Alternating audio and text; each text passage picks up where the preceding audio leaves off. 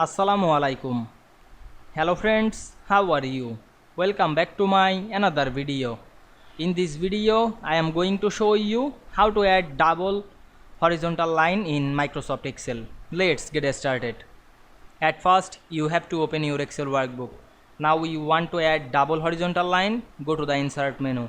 Select the shape drop down menu and select the line shape.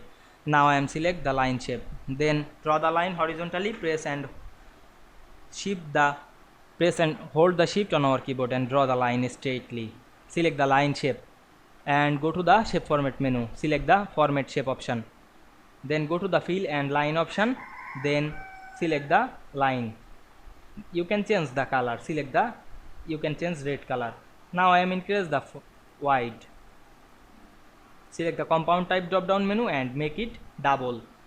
Close the panel. Now we can see we add double line horizontal line easily. I hope you enjoyed my video. Please like, comment, share and subscribe my channel. Thanks for watching.